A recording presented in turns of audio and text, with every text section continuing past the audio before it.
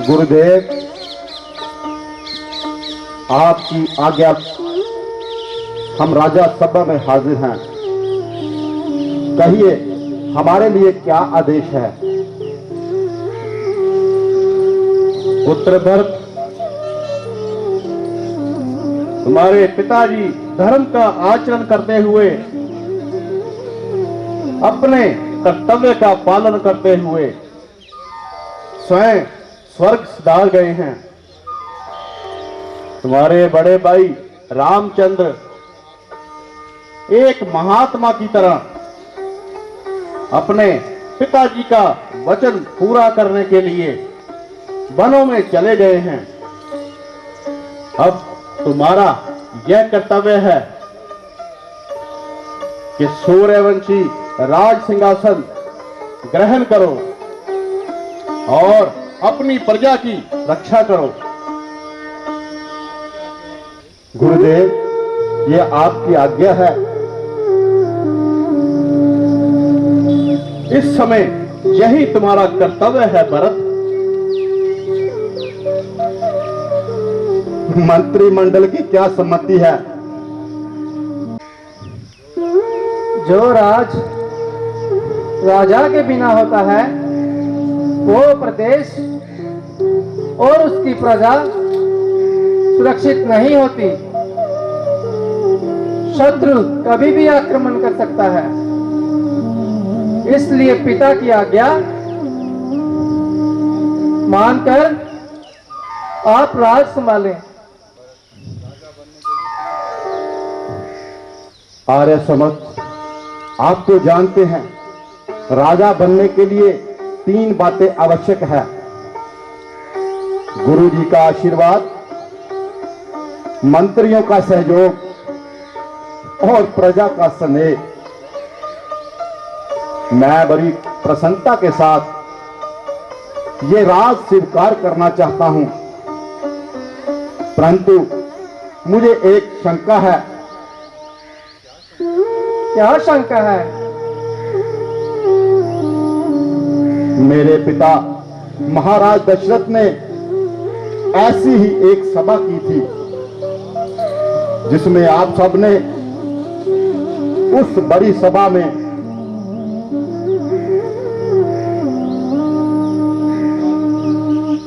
एक साथ एक आवाज में श्री राम के पक्ष में अपना समर्थन दिया था।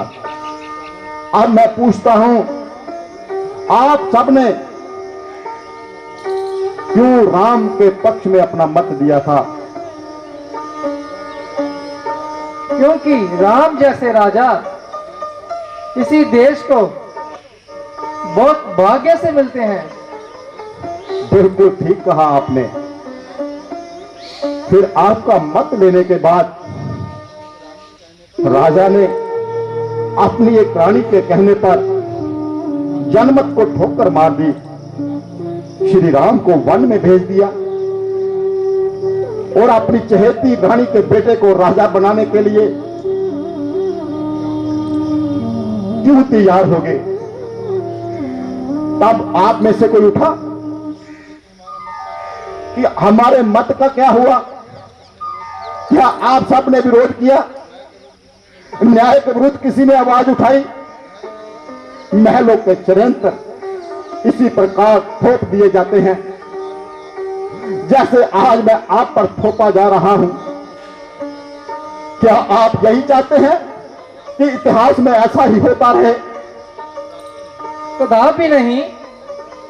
तो फिर उठिए, उठाइए ये राज मुकुट, तो चलिए मेरे साथ वन को, ताकि जिसका ये अधिकार है उनका राज्य अभिषेक किया जाए और उनको अपना राज्य बनाकर, राजा बनाकर वापस लाया जाए।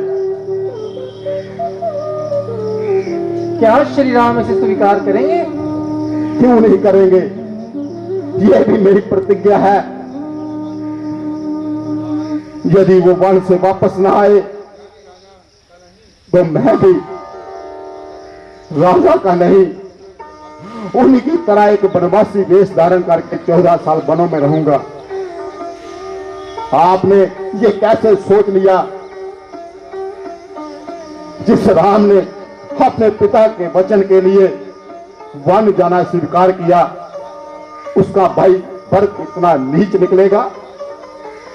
राज्य पर केवल श्री राम का ही अधिकार है।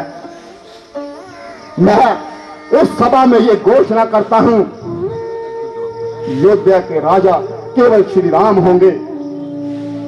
वो जिस भी दिशा में है, मैं उनको सत सत प्रणाम करता हूं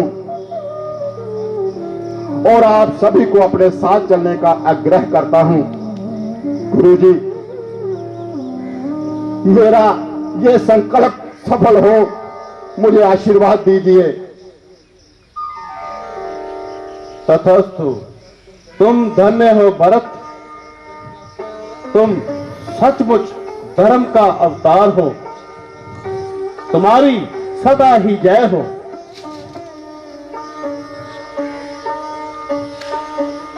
चलो सभी महाराज भरत के साथ चलेंगे।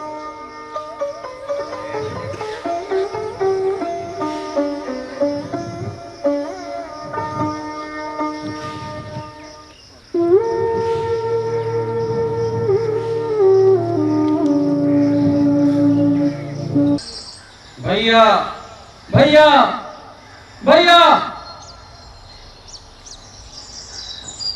लक्ष्मण, क्या बात है? वो आ गया, अपने साथ सेना भी लाया है। कौन आ गया और कौन सेना लाया है? इन फूलों को छोड़िए, शस्त्र उठाने का समय आ गया है। अच्छा हुआ वो खुद चलकर आ गया। आज मैं उसे जीता नहीं छोड़ूंगा। लक्ष्मण, लक्ष्मण, कौन आ गया है? आपका चहेता भरत। भरत? मेरा भाई भरत? भरत, आओ सीते। क्या भरत है? लक्ष्मण, क्या भरत आया है? अयोध्या का राजा भरत अपनी सेना के साथ आया है। अयोध्या का राजा भरत अपनी सेना के साथ आया है। सूर्यवंशी प्रताप का सूर्यवंशिता का घोड़े और हाथी भी हैं। इसका अर्थ है वो अपनी सेना के साथ आक्रमण करने आया है। आक्रमण किस पर? आक्रमण? और किस पर? आप पर। और किस पर? उसने सोचा होगा दोनों भाई जंगल में अकेले हैं, उन दोनों को समाप्त कर अपना कांटा निकाल लूं। लक्ष्मण, भरत ऐसा कदापि नहीं कर सकता। आज राज शक्ति के नशे में आज राज शक्ति के नशे में भरत को अहंकारी कर दिया है। वो आपको निस्सहाय समझकर आपकी हत्या करने आ रहा है। नहीं लक्ष्मण, नहीं, वो ऐसा कदापि नहीं सोच सकता। आपको मेरी सौगंध है भैया, आज मुझे नहीं रोकना। जैसे एक सिंह हिरणों के झुंड को समाप्त कर देता है, वैसे मैं सारी सेना का नाश कर दूंगा। आज कोई भी उसकी सहायता के लिए आ जाए, मुझे राम की दुहाई है, उसको पराजित कर दूंगा। लक्ष्मण, मुझे तुम्हारे पराक्रम और तुम्हारी वीरता पर कोई शक नहीं है, परंतु जब पता चलेगा कि भरत कोई बुरी नीयत से नहीं आ रहा तो क्या करोगे? अपने शब्द कैसे वापस लोगे? यदि तुम्हें राज्य की लालसा है तो मैं तुम्हारी शब्द उठाकर कहता हूँ लक्ष्मण, मेरे एक संकेत मात्र से ही भक्त ये राज्य तुम्हें दे देगा। नहीं भैया नहीं, मुझे राज की कोई इच्छा नहीं, परंतु अगर भरत ने प्रहार किया तो उसी को करने दो ना, वो हमारा राजा है। हम अपने राजा के सामने शस्त्र नहीं हम अपने राजा के सामने शस्त्र नहीं उठा सकते। अच्छा तो आप बैठिए, अच्छा तो आप बैठिए, मैं पहरा देता हूँ। मैं पहरा देता हूं। सीते बैठो।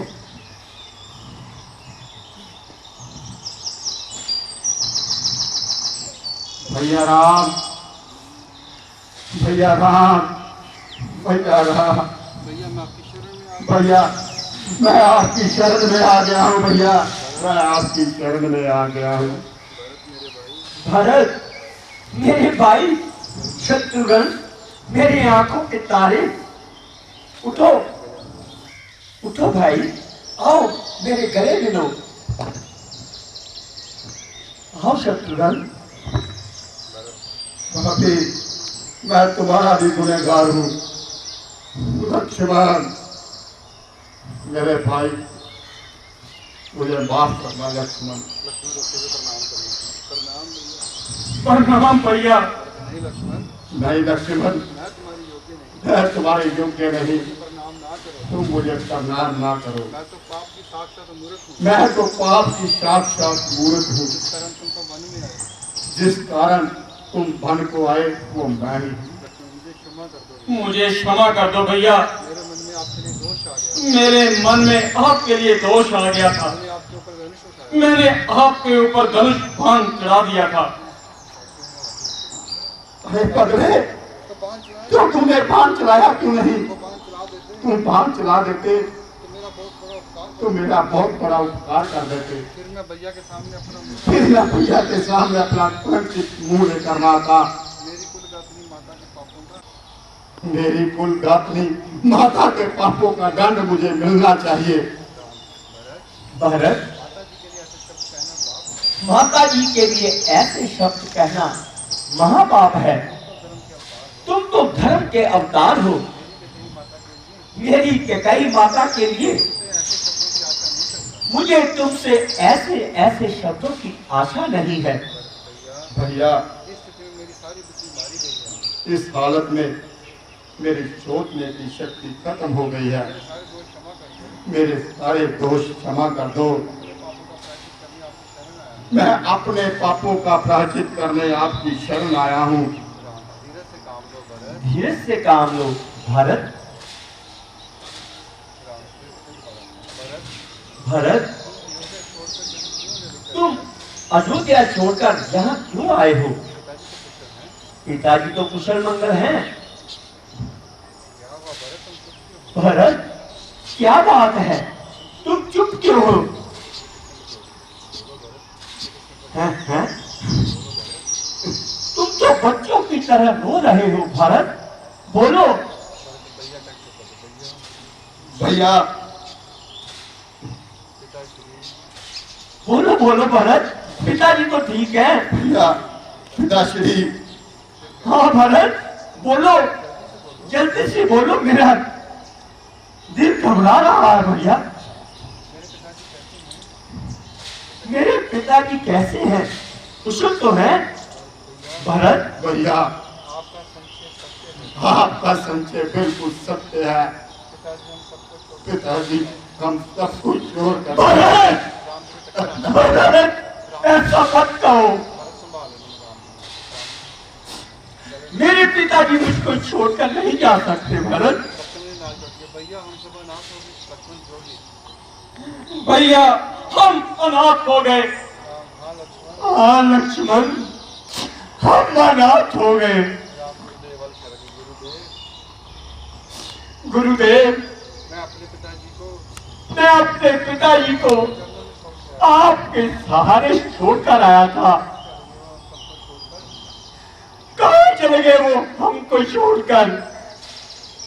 राजा हो या रंक, सभी मानव सभी मानव अपने अपने कर्मानुसार अपने अपने कर्मोनुसार स्मृति लोक में आते हैं इस मृत्यु लोक में आते हैं और अपने भाग्यानुसार और अपने भाग्य अनुसार सुख दुख का भोग करके परलोक चले जाते हैं।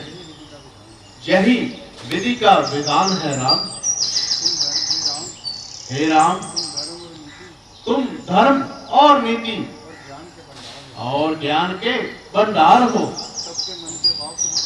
सबके मन के भाव तुम जानते हो।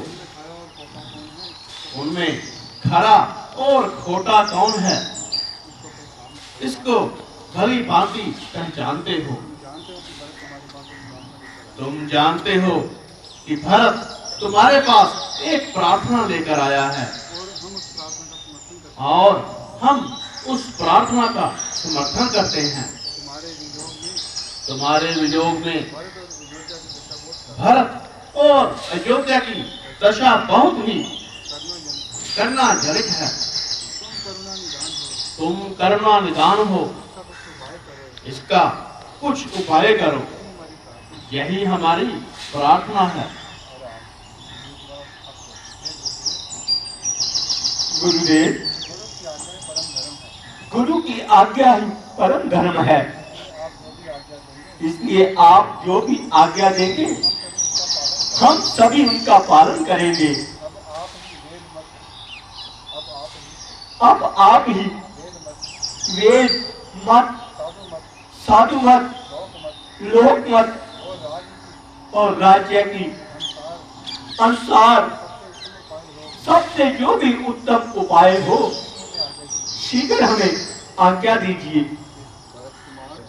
भरत कुमार, तुम्हारे बड़े भाई कृपा के सागर हैं, अतः तुम उनके सामने अपने हृदय की बात कर दो।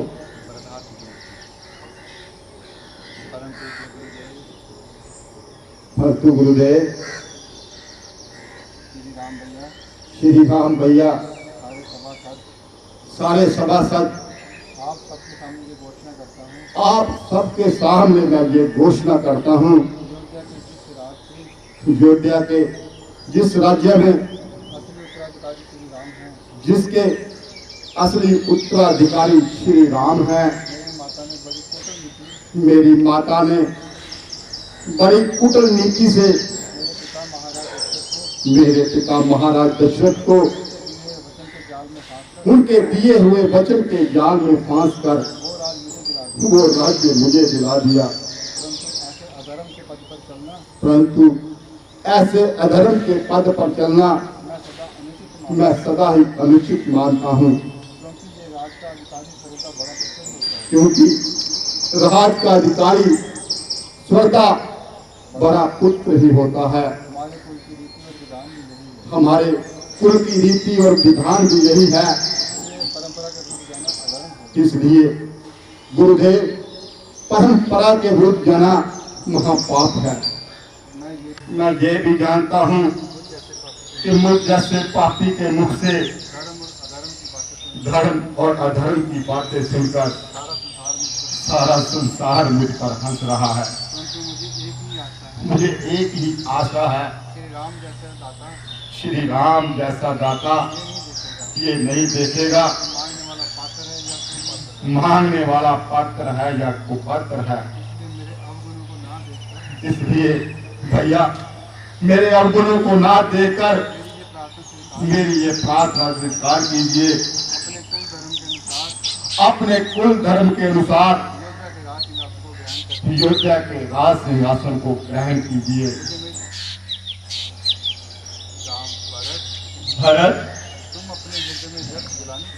तुम अपने हृदय में व्यक्ति ग्लानि कर रहे हो। मैं भगवान शंकर को साक्षी मानकर कहता हूँ, तीनों काल और तीनों लोकों में तुम जैसे धर्मात्मा ना पैदा हुए हैं और ना ही होंगे। भरत, तुम पर जो आरोप लगाए हैं वो व्यर्थ ही है। भरत, तुम जैसे महात्मा का नाम स्मरण करने से ही पाप और अमंगल का नाश हो जाता है। माता कैकेयी को भी वही मूर्ख दोष देंगे जिन्हें गुरु सत्या का ज्ञान प्राप्त नहीं है।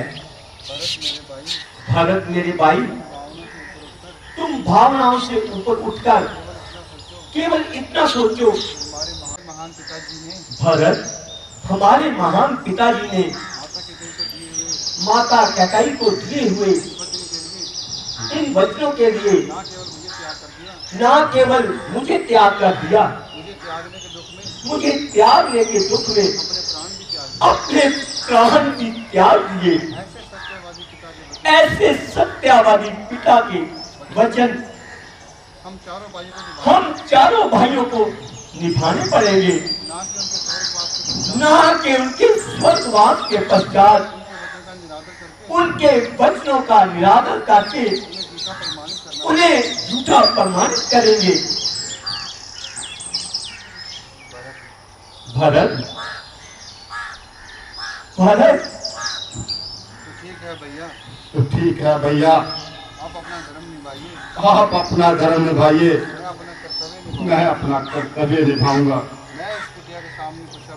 मैं इस कुटिया के सामने कुशा विशा कर अन्न जल ग्रहण किए बिना तब तक बैठा रहूंगा जब तक इसका निर्णय नहीं हो जाता कि श्री राम को व्रत प्यारा है या नहीं, नहीं तो मैं यही प्राण त्याग दूंगा। नहीं भरत, नहीं, मुझे इन धर्म संकटों में ना डालो। गुरुदेव, आप ही कुछ रक्षा कीजिए और आप ही कोई उपाय बताइए। राम, ऐसा लगता है भरत अपने प्रेम की गंगा में सब कुछ डुबो देगा। धर्म, ज्ञान, विवेक कुछ भी नहीं बचेगा।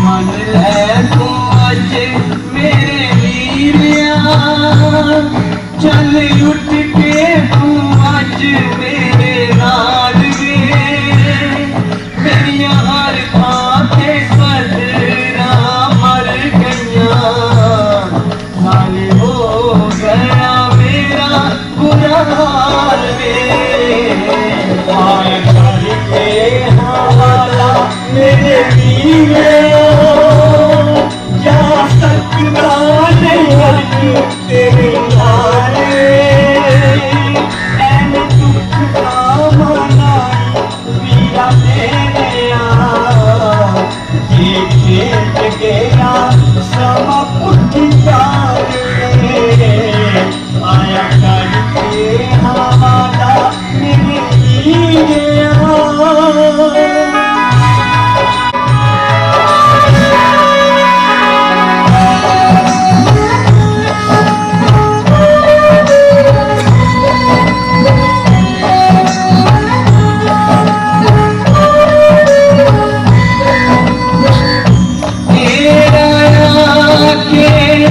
दर्द बनावे दिल दुखिया रे मारे ना, तेरे बिन किसे हाल ने पूछना, किस कर्मा दे मारे ना, पता लगता मैनू हर हाल में, मेरा एक साथे नाल में, मेरा करीना फिकर क्यों न जो गया, बस अपना ही रखी तू ख्याल में, आया करके हवाला मेरे वीरिया।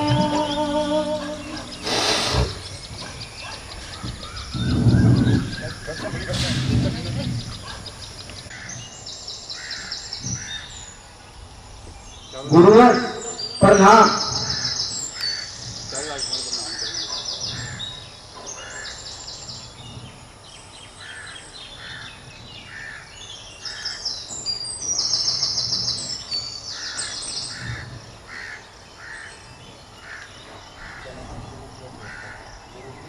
गुरुजी, महाराज दशरथ के स्वर्गवास पर अयोध्या के साथ जनकपुरी भी पूरे शोक में डूबी हुई है। महाराज, आप जैसे ज्ञानी पुरुष भी आप जैसे ज्ञानी पुरुष भी शोक करेंगे तो इन राजकुमारों को आश्रय कौन देगा?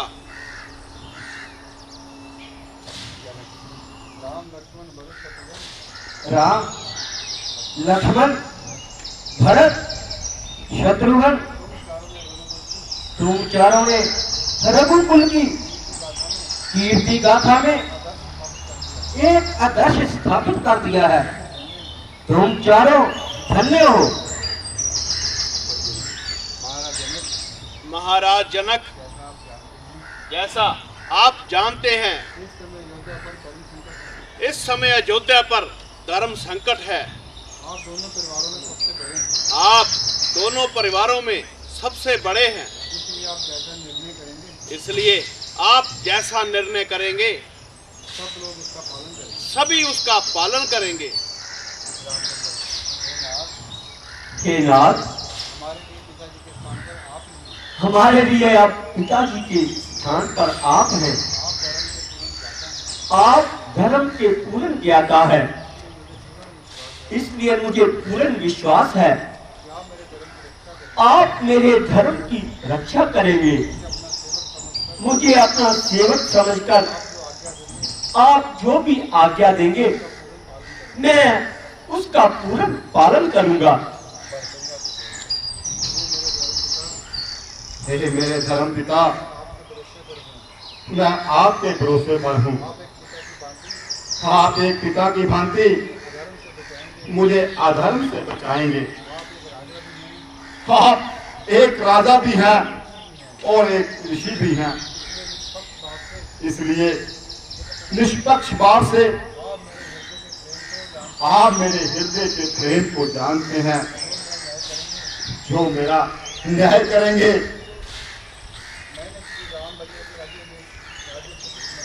मैंने श्री राम भैया के राज्याभिषेक की सामग्री आपके सामने रख दी है।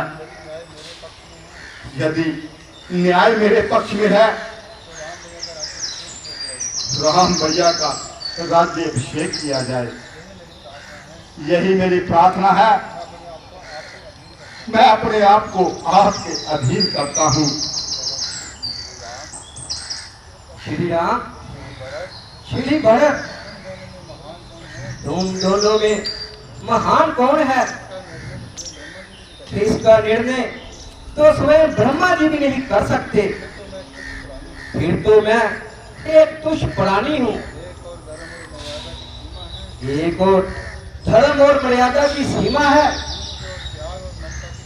तो दूसरी ओर प्यार और ममता की बड़ी सीमा है। ऐसे दोनों महान विभूतियों के बीच निर्णय देने का साहस अत्यंत ही दुश्मन है। परंतु अब इस परिस्थिति में मैं अपना कर्तव्य समझकर भगवान शंकर के चरणों में प्रणाम करता हूँ। वह जैसा उचित समझे वैसी मुझे प्रेरणा दे।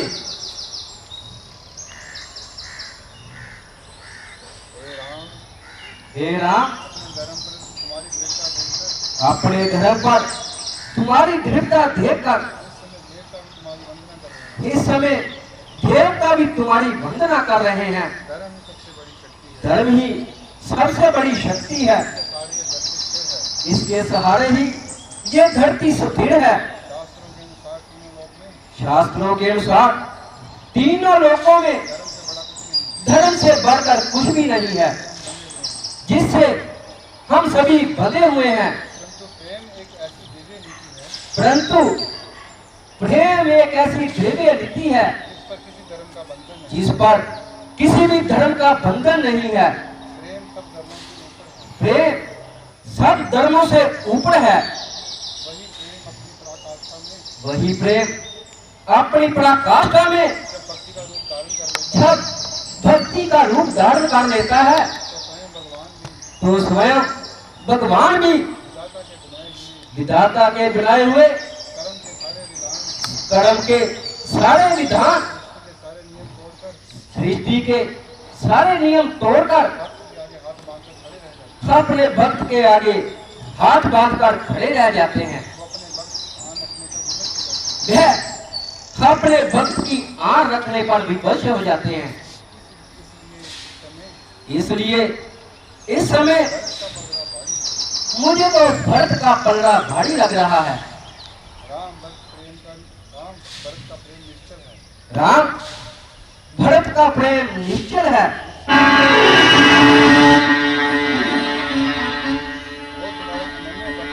यह तुम्हारा अनन्य भक्त है।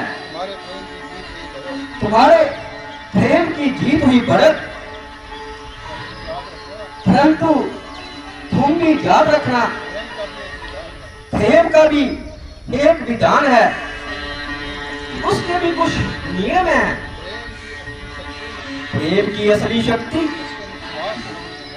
उसके बिल्कुल ही निस्वार्थ होने में है। और जब प्रेमी निस्वार्थ होता है तब वो अपने प्रेमी से कुछ नहीं मांगता। वह तो अपने प्रेमी को कुछ देना चाहता है, उसकी सुख और उसकी प्रसन्नता के लिए अपना सब कुछ निछावर कर देना चाहता है। इसलिए इस समय अब तुम यही निर्णय करो तो तुम अपने भाई राम के लिए क्या समर्पित कर सकते हो। महाराज, प्राणों से बड़ी कोई वस्तु नहीं होती। मैं श्री राम के लिए अपने प्राण दे सकता हूँ। प्राण प्राण देना तो बिल्कुल ही सरल काम है भरत, परंतु अपने प्रेमी के लिए तो कभी कभी जीना बहुत ही कठिन होता है। अगर तुम अपने भाई राम के सच्चे भक्त हो तो उनके चरणों में बैठकर ये पूछो, उनकी प्रसन्नता किस बात का है, और वो जो भी कहे वही कार्य तुम उनकी पूजा समझकर करो। महाराज, आपने मेरी आंखों के सामने स्वार्थ के सभी पर्दे हटा दिए। अब मैं केवल अपने कर्तव्य, अपनी कीर्ति की बात सोचता था, उसे ही अपना प्रेम समझता था। आपने मुझे चेताकर मुझे भक्ति का दान दिया है। मैं जन्मों जन्मांतरों तक आपका ऋणी रहूंगा। भैया, आज्ञा दो।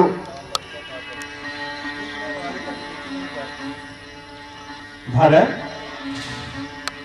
जीतने वाले कभी नीचे नहीं बैठते। तुम जो राज्य मुझे देने आए हो मैं उसे स्वीकार करता हूँ, परंतु पिताश्री का वचन भी तो निभाना है। इसलिए मेरी एक प्रार्थना है, तुम मेरी तरफ से मेरा ये राज्य 14 वर्ष के लिए संभाल लो। परंतु भैया, मैं तो एक छोटा सा बालक हूँ, राज का शासन कैसे संभालूंगा? गुरुदेव की आज्ञा से सारे कार्य करोगे तो संपूर्ण होंगे। 14 वर्ष के बाद मैं आकर अपना राज्य मैं तुमसे दे दूंगा। भैया, आप बड़े निर्मोही हो, प्रेम का कोई मोल नहीं जानता। भरत, प्रेम किया है तो बिन मोल ही बिक जाओ। अच्छा, तो बिक जाता हूँ। शायद 14 वर्ष का बिछोड़ा मेरे पापों का प्रायश्चित कर दे। परंतु एक बात याद रखना भैया, 14 वर्ष के बाद एक दिन भी देर लगाया तो मैं इन चरणों की सौगंध खाकर कहता हूं, आप अपने भरत की चिता देखेंगे। नहीं भरत, नहीं, मैं तुम्हें वचन देता हूं, मैं आने में एक पल की भी देरी नहीं लगाऊंगा। भैया कुछ मांगू तो दोगे? भगले, तू मेरे प्राण मांगेगा तो वो भी मैं तुझको दे दूंगा। भैया मुझे अपनी चरण पादुकाएं दे दो। चरण पादुका? हाँ भैया, आपका राज्य तो आपके सेवक के पास द्रोह के रूप में रहेगा। जब आप नहीं होंगे तो सिंहासन पर कौन बैठेगा? आपकी पादुका को सिंहासन पर सजाऊंगा और आपका चिन्ह बनाऊंगा और उनका आशीर्वाद लेके सारे कार्य करूंगा। लक्ष्मण, भरत ने तो चरण पादुका मांग ली है। जाओ, कुटिया में जाओ और चरण पादुका लेकर आओ। जो आज्ञा भ्राता।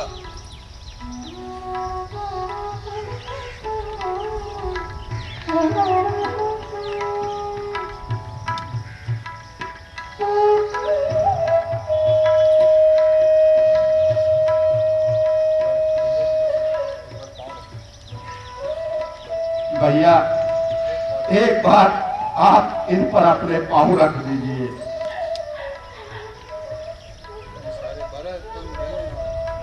भरत, तुम धन्य हो। लो भरत,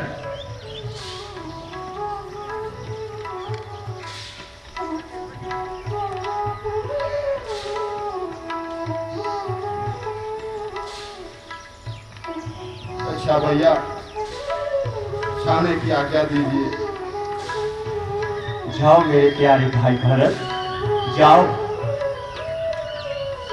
चलिए गुरुदेव।